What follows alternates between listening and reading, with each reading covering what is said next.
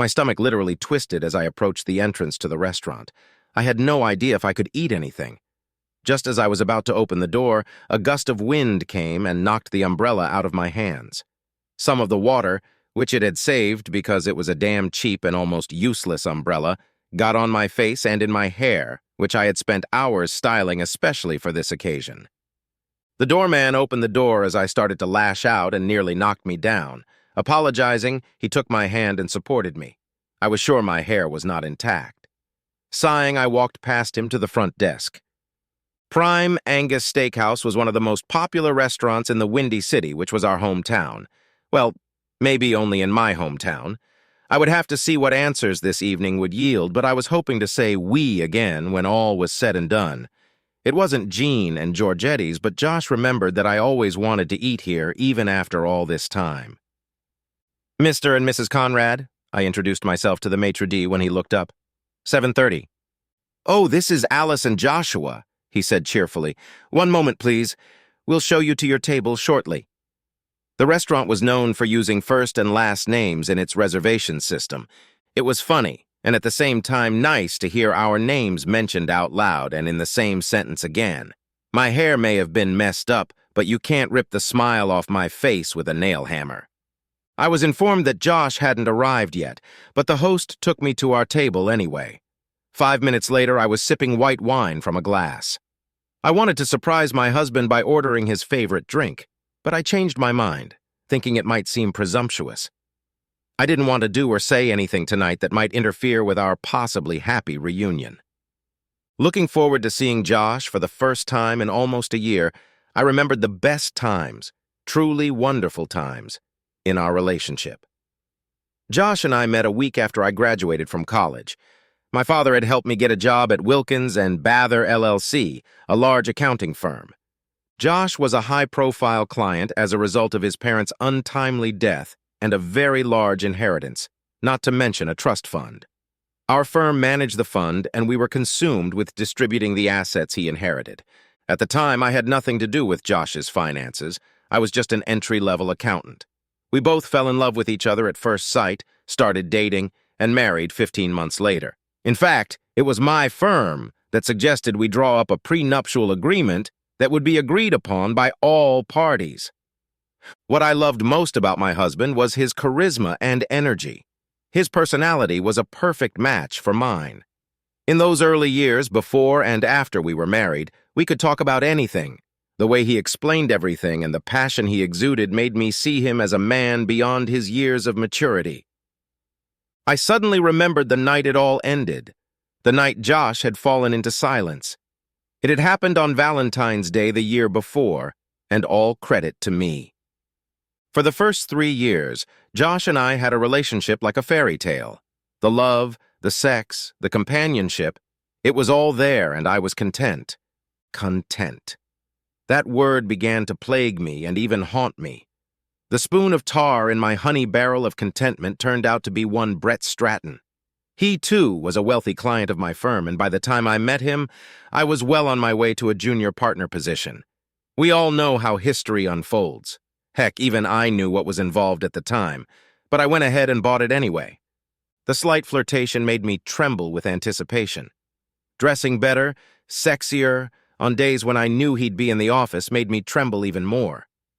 Turning down his lunch invitation the first time added as much excitement to the game as finally accepting his offer. Then light touches on my arm or knee took the game and the risk to a new level. I had everything under control until I did. Josh was as excited about our company party as I was. After all, he knew a lot of people there. By the time we were married, Josh had taken his hobby of tool patenting to a new level, and the week before the party, we did a surprise demonstration at a London company. As for my husband, I didn't even have any doubts. He advised me to have fun at the party, but not too much. He promised to visit me at midnight on the day of the party to make sure I was okay. I knew it was more than that, but I didn't believe he had any reason to suspect me of anything inappropriate. Brett filled my glass that night, but to be honest with myself, I was already allowing for a 30% chance that given the right circumstances, Brett and I would work something out. Maybe we'd end up just kissing, but deep down, I knew I'd never completely ruled out sex. In a dark conference room with the door closed and the curtains drawn, I had my first bout of cheating. The sex was great. Really good, mind-blowing sex. If it hadn't been, I would never have gone back to the well. I wondered why none of the staff noticed our absence when we returned to the party almost an hour later. I didn't feel guilty until I got in my car and rushed home, reaching the house only 4 minutes before Josh called. "Miss!" I was stunned, coming back to the present. "Are you still waiting for your guest?" I frowned and looked at my phone. Josh was 20 minutes late, despite the grace period. I apologized to the waiter and decided to order an appetizer for the two of us to avoid a possible embarrassment. I wondered where he was. Another fleeting thought that crossed my mind, I immediately pushed it to the back of my mind. With a noticeable chill, I mentally went back to those fateful few weeks after the party. Josh called at exactly midnight, as promised. I pulled myself together and dealt with it, and by the time we said goodnight to each other, I was sure he had no idea what I'd done. Lying in bed that night, I reflected on my predicament. There had been no Martian ray gun. There was no sudden loss of brain function. I knew what had happened and why. Well, mostly why. When I thought about the wonderful sex I'd just had and what had led up to it, my mind began to clear. I was sure I should give Brett another spin or two, maybe 3, but that was the end of it. I convinced myself that this was something just for me, different from what Josh and I had. I dismissed the idea like a rag, the way most cheaters or porn addicts do when they're in a serious relationship. I also knew that Brett meant nothing to me, at least not as much as my husband. The next time Brett and I met was after one of our lunches. In addition to another round of amazing sex, I received the gift of a disposable cell phone. Brett knew Josh, or at least knew of him. They had met at 2 events at different companies where both employees and clients were in attendance. Both knew about each other's money. Looking back, Brett might have been a little jealous that Josh's fortune was considerably larger than his own, but he never showed it out loud. From the Christmas party until early February, we were together 3 times, and not once was Josh's name mentioned, either before or during our conversations in bed. I had only made a promise to myself 3 times, so I should have stopped it. If I had, everything would have changed. The spoonful of tar in the honey barrel became a real intrusion 2 days before Valentine's Day. Brett texted me from a burner phone, something he'd never done before. He usually called during the hours I was at work. He wanted to spend a few hours with me, on Valentine's Day. I told him no right away. He insisted and almost begged. He asked me to find out what my plans were with Josh and for how long. He assured me that we would date within those terms and I would get home on time. I put up obstacles. I made excuses for even the obvious things. I played into his hands. I also knew I would give in before I even said it out loud. Everything inside me was screaming at me not to do it, but I ignored my inner voice and threw common sense to the wind. There was no sex that day. I apologized for working a few more hours, promising Josh that it wouldn't interfere with our special evening. Brett and I met at a fancy restaurant on the south side, far from my house.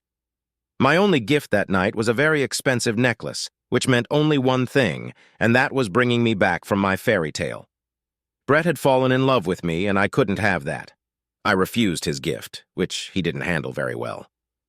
We argued until we noticed the same looks from the staff and visitors. Then he pleaded with me passionately, and I gave a long list of reasons why we would never be a couple. As a result, we arrived at the restaurant 20 minutes later than we should have. When I realized this, I panicked and ordered Brett to drive me back to the office to get my car. Now I had to arrive 45 minutes later than I had promised Josh. Maybe I would have gotten over it and things would have ended peacefully that night without anyone but Brett and I finding out about anything. If it hadn't been for the flat tire, we never would have been discovered. Well, that and that damn call tracking app. To this day, I have no idea how or what caused the flat tire. It was raining and Brett was desperately trying to change it himself, concerned about my lateness and the possible consequences. At least his heart was fine, but he never fully mastered this life skill. When I looked out the fogged windshield 40 minutes later and saw my husband's resentful face through the streams of rain, I thought my life had been cut short, and not figuratively. It seemed like a very long time had passed, but probably only 30 seconds had passed when Brett saw that he was just standing there too. I assumed, but never found out for sure, that he had quickly walked to the front of the car to try to make some kind of excuse. Whatever arguments he made, they weren't being heard. Josh kept his eyes on me until Brett was done, at which point my husband slapped him across the face with a swing, causing Brett to fall to the cold asphalt. That finally made me get up from my seat and jump out of the car. Josh had already turned his back to me when I begged him to stop, and I squatted down to help my lover. Brett had fallen into the wet street, and his $5,000 suit was completely ruined. Seeing that he was okay, I ran after my husband until I felt someone grab my arm tightly, holding me in place. "Let him go," Brett said sternly but gently. "He'll need a minute, or a day. And he's in no mood to talk to you right now. I can tell you that if I were him, I'd want to be alone." His look told me he was a he after the way I treated his gift and his feelings for me. "I need to go to him," I cried. "Let me go!" Brett saw the situation for what it was. He was the only one of the three of us who wasn't in the clouds. He let go of my hand and shook his head. "Then go," he warned me. "But it won't do you any good. Get your stuff out of the car and call a cab. I'm going to the emergency room to see if my jaw is broken." I saw the maitre d' heading toward my table, and I stopped thinking about Valentine's Day past. Damn, these people were impatient. "Madam," he began, "may I ask for your guest's phone number? May I help him to make sure he's okay?" God, I thought, what's going on? But then I realized that they were probably watching me and wondering why I wasn't calling or texting my husband. "No," I replied emphatically. "He's on his way. I just heard from him." I picked up my empty glass and twirled it gently in my hand. "I'd certainly like another, please." The waitress who was standing right behind him snapped out of her seat in a flash. My thoughts drifted back to the past. The cab ride took almost an hour in total. When I walked in, the house was dark and I thought it was cold. Josh wasn't home. That wasn't surprising. Brett was right in saying he needed time. Oddly enough, I found that I too needed time to formulate answers to some of the questions my husband was sure to have. What I never imagined, not once, was that Josh wouldn't come home. The last time I saw him, he was driving out of our neighborhood of small, sparsely built-up mansions. I was on my way home, so I didn't have a chance to turn around and try to catch up with him. I discovered that all of his belongings were gone. The movers must have gotten to him while I was at work. At first I sobbed, but then I got angry. How could he just leave me? Didn't even talk to me about it. I wrote him an emotional and smug message. He never responded. 2 days later, I decided to try to find him and maybe talk to my parents, my own and his sister. My sister Sheila was heartbroken when she answered the phone. "How could you, you bitch?" she screamed into the phone. "I loved that man. He was the best thing that ever happened to you, and this is how you repay him. What's wrong with you?" She was the first messenger. Beth, Josh's sister, was much worse. "What could you possibly want from me, you whore?" were the first words out of her mouth. No hello or anything. "I want to know where he is." I stood my ground. "I need to apologize and make things right." "Good luck with that, you idiot," she replied with pity. "I loved you like a sister. Why? Explain it to me. I thought you were the best thing in his life. It doesn't matter. I don't know where he is." He only texted me about what happened, not even going into detail, and said he'd get back to me, but he needed time to reevaluate his life. When I called back 3 weeks later, Beth said she knew where he was but would never tell me. She said her best advice for me was to leave it alone and keep my hopes up or file for divorce. And after talking to my parents and getting over their disappointment, I found myself pondering alone. Was I really such a bad person? Well, of course I knew the answer to that question, although it took several months of therapy to confirm it. During that time, I gave myself my word to wait it out. I wouldn't file for divorce. I would also honor my vow of celibacy. This went on until mid-April. Brett was wary and kept his distance.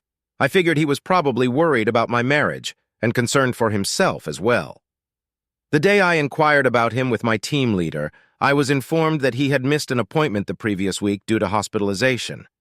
I got very concerned, found out what hospital he was in, and went to see him.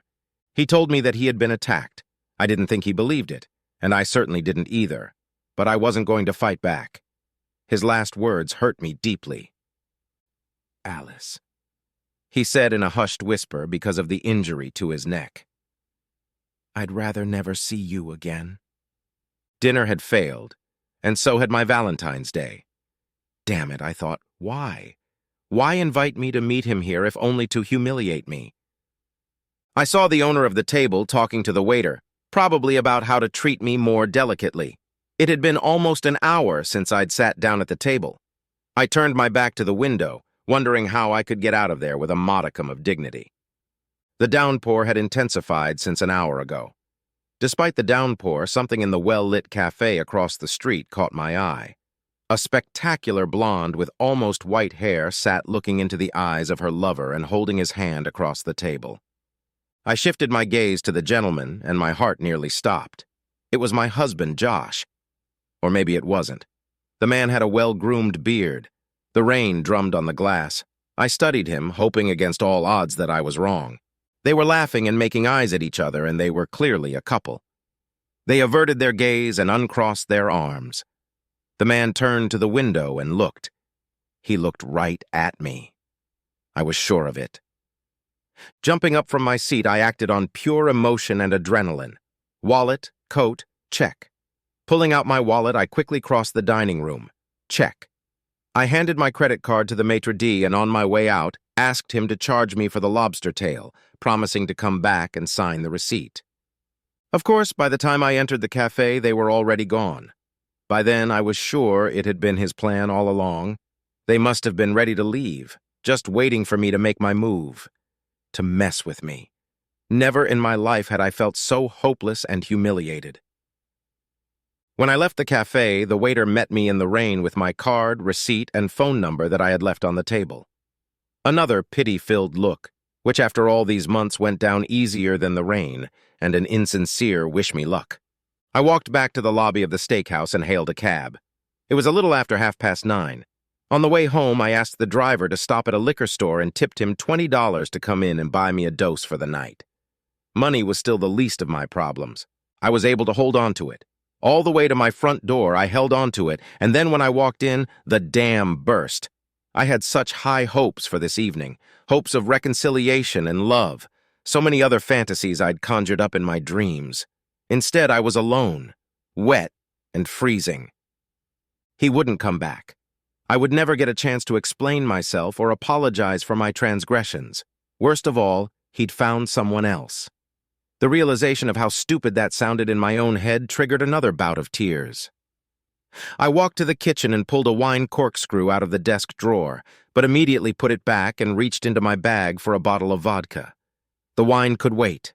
Living alone and celibate for a year was my own choice. I accepted the loneliness and even embraced it with joy. My parents, sister, co-workers, and even a few friends I'd kept in touch with since college tried to convince me to continue living my life. Only my therapist stood apart from the crowd. She told me unequivocally that being alone and realizing why I'd destroyed my marriage wasn't even close to the worst thing that could happen. Much better, she told me, than having another failed relationship. That night, as I poured a third vodka into my glass, it felt very different. I was truly alone, even worse than that fateful night when I came home and found Josh gone. Well, this was it. Time to put on my big girl panties and move on with my life. The ringing of the doorbell made me jump. What else could this night bring? What more could I bear? There was a delivery man. He was even wearing some sort of uniform. I signed my name and he handed me a box in a plain brown wrapper and a bouquet of black roses. My heart dropped again. I placed both items on the kitchen table and examined them carefully. The first thing I noticed were the roses. They weren't black, as in dead. They were literally dead. Dried, rotted red roses. Probably the same bouquet Josh had held in his left hand when he stood there a year ago, stunned and destroyed, looking at me sitting in the passenger seat. I needed to think about it. Josh had spent the entire evening on his own terms, clearly scheduled for some time. That needed to change immediately. I pulled out my phone and started going through my messages until I found an unknown number that Josh had used to invite me to dinner. Then I typed, erased, and typed some more until I got the message I wanted to deliver. So, mission accomplished. One question: what's in the box? The answer came almost immediately. A gift. I wasn't going to play this game anymore. With shaking hands, I pressed the call button to dial the number. It switched to voicemail. I tried again with the same result. I leaned back in my chair to collect my thoughts and drained my glass of vodka. "Of course," I typed. It took him about a minute to respond. "I'm not lying. You'll never know unless you open it. Son of a bitch." The box was the kind of box you usually put in shirts or sweaters. Inside was the proverbial heavy manila envelope. When I opened it and stuck my hand inside, already anticipating its contents, several 12 by 18 centimeter glossy photos slid out onto the table. There was my husband with the blonde from the cafe.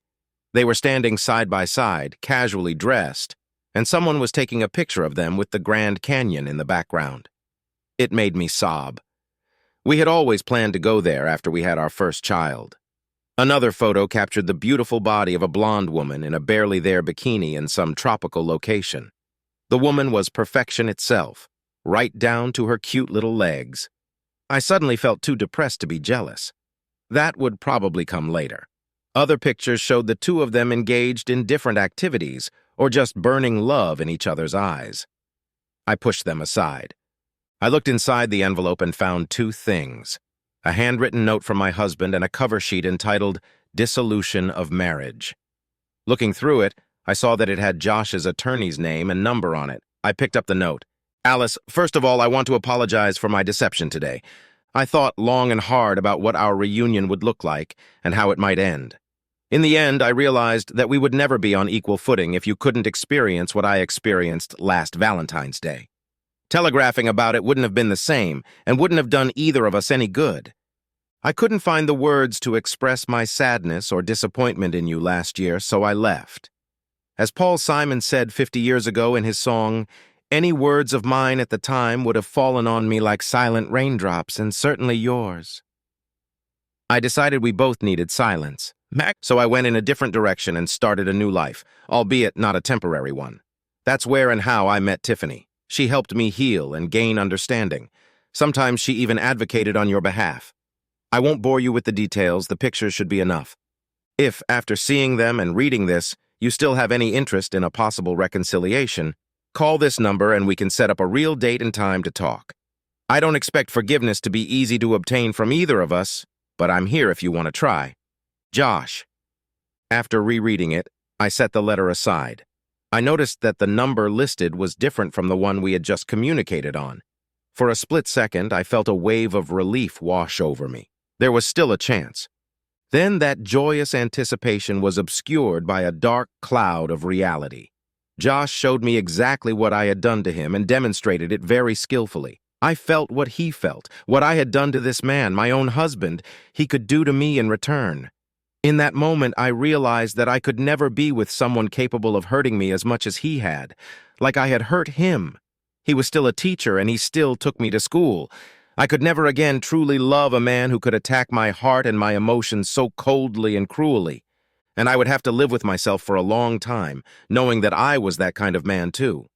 The very last thing we deserved was each other. I realized then that my time would be spent self-reflecting and learning how to be a better person before I could trust myself with the heart of a new love.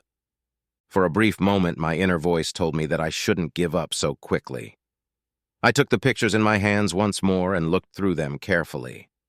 Josh was happy with this woman, Tiffany. Through the rain, it was as clearly visible from across the street as it was in the crystal-clear photos. With a heavy heart and a sigh, I sat in silence for almost 20 minutes. Finally, my thoughts stopped fighting themselves. He hadn't lied. He really had given me a gift. I picked up my phone and started typing a text. I erased my words again and then stopped at what I wanted to say. "Thank you," I typed, adding a sad emoticon and then a determined one. I had only waited a few minutes. "You're welcome. I hope you have a good life, Alice. I'm planning to. Call a lawyer. Despite the prenup, I've been very honest. It's just money, and I have plenty of it. I hope you've learned from everything that happened, but it's not for me to dwell on it. I'll always remember you." He'll always remember, no tenderness or anything like that. Just remember. As for me, it'll be a long time before I forget about him, too. I walked over to the counter to pour myself another shot of vodka and fleetingly hoped that someday, perhaps in the distant future, I'd be able to enjoy Valentine's Day again.